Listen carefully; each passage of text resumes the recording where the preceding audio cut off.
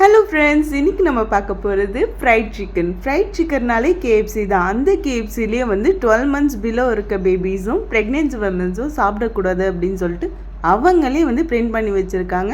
அது நம்ம தெரியாமல் இத்தனை நாளாக சாப்பிட்டுட்டு இருந்திருக்கோம். வாங்க வீட்டில் இருக்க பொருட்களை வச்சு சிம்பிளாக எப்படி கேஎஃப்சி சிக்கன் செய்யலான்னு பார்க்கலாம்.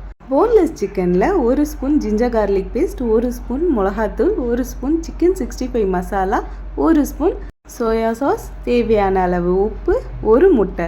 இது எல்லாத்தையும் வந்து நல்லா ஒரு தடவை மிக்ஸ் பண்ணி கொடுத்துக்கோங்க. உங்கள்கிட்ட பெரிய பெரிய மசாலா இருந்தாலும் அது கூட இதில் சேர்த்துக்கலாம். எல்லாத்தையும் நல்லா ஒரு தடவை மிக்ஸ் பண்ணி வச்சுட்டு 2 ஹவர்ஸ் ஃப்ரிட்ஜில் வச்சு மேரினேட் பண்ணி எடுத்துக்கோங்க. 2 ஹவர்ஸ் ஆகிடுச்சு. இப்போ வந்து நம்ம ஃப்ரை பண்ணுறதுக்காக ரெடி பண்ண போகிறோம். அதுக்கு நான் வந்து 10 ஸ்பூன்ஸ் அளவுக்கு மைதா எடுத்திருக்கேன். 2 ஸ்பூன்ஸ் வந்து கார்ன்ஃப்ளவர் மாவு எடுத்திருக்கேன்.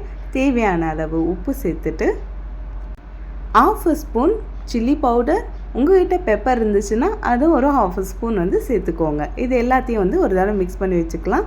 ஒரு பவுலில் நான் வந்து கோல்டு வாட்டர் எடுத்திருக்கேன், சில்டு வாட்டர். இதில் வந்து நம்ம வந்து இப்போது நல்ல ஒரு தடவை வந்து சிக்கனை வந்து எல்லா இடத்துலையும் படுற மாதிரி மிக்ஸ் பண்ணிவிட்டு சில்டு வாட்டரில் வந்து போட்டு எடுத்துக்கலாம். இதுதான் ஒரு மெயினான ஸ்டெப்பே. நம்ம வந்து இது நல்லா பண்ணிட்டோன்னா மேலே ஃப்ளேக்கியாகவும் கிறிஸ்பியாகவும் நல்லா அழகாக வந்துடும். இல்லைன்னா உங்களுக்கு ரவுண்டாக ஒரு மாதிரி போண்டா மாதிரி தான் வரும். அதனால் வந்து இப்போ நம்ம வந்து சில்டு வாட்டரில் போட்டு எடுத்துகிட்ட பிறகு நல்ல விரலில் வந்து நசுக்கி கொடுத்துட்டே இருந்தீங்கன்னா மேலே இருக்க லேயர் மட்டும் வந்து தனியாக வந்துக்கிட்டே இருக்கும்.